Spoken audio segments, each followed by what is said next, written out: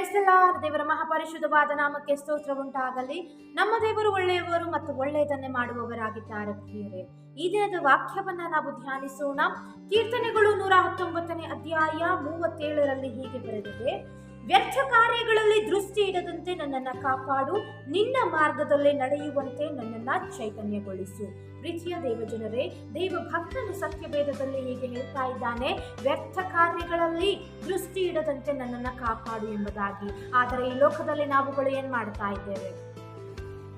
ವ್ಯರ್ಥವಾದ ಕಾರ್ಯಗಳಲ್ಲಿ ಕೇವಲ ನಮ್ಮ ಮನಸ್ಸನ್ನ ಇಡ್ತಾ ಇದ್ದೇವೆ, ಆದರೆ ದೇವರಲ್ಲಿ ನಾವು ಆತುರ ಪಡ್ತಾ ಇಲ್ಲ ಪ್ರಿಯರೇ. ನಮ್ಮ ಬಳಿ ಮೊಬೈಲ್ ನೋಡ್ಲಿಕ್ಕೆ ಸಮಯವಿದೆ, ಆದರೆ ಸತ್ಯವೇದವನ್ನು ಓದಲಿಕ್ಕೆ ನಮ್ಮ ಬಳಿ ಸಮಯವಿಲ್ಲ. ಫಿಲಿಂ ಥಿಯೇಟರ್ಗೆ ಹೋಗಿ ಫಿಲಿಂ ನೋಡ್ಲಿಕ್ಕೆ ನಮ್ಮ ಬಳಿ ಸಮಯವಿದೆ, ಆದರೆ ದೇವರನ್ನ ಹುಡುಕುವಂತ ಒಂದು ಆತುರ ನಮ್ಮಲ್ಲಿ ಇಲ್ಲ.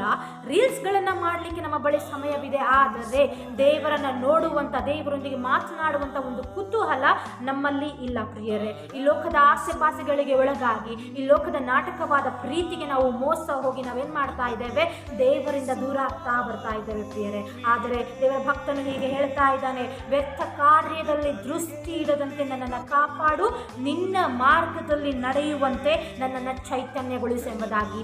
ದೇವರನ್ನ ನಾವು ಆತುರದಿಂದ ಹುಡುಕುವಾಗ ದೇವರು ಕೂಡ ನಮ್ಮ ಪ್ರತಿಯೊಂದು ಜೀವಿತ ಕಾಲದಲ್ಲಿ ನಮ್ಮನ್ನು ನಡೆಸುವವನಾಗಿದ್ದಾನೆ ಪ್ರಿಯರೇ.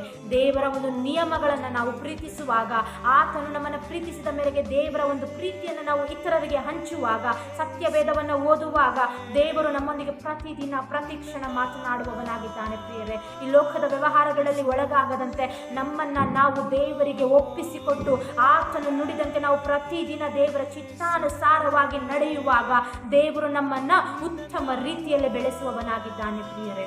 ಯಾರೋ ಕೇಳಿದ್ರು, ಕ್ರೈಸ್ತರಾದ ನಾವು ಮದ್ಯಪಾನ ಮಾಡುವುದು ಪಾಪವಾಗಿದೆಯಾ ಎಂಬುದಾಗಿ. ಆದರೆ ಯಾಕೆ ಮಾಡಬೇಕು, ಯಾಕೆ ಕುಡಿಯಬೇಕು ಎಂಬುದಾಗಿ ನಾನು ಹೇಳ್ತೇನೆ ಪ್ರಿಯರೇ.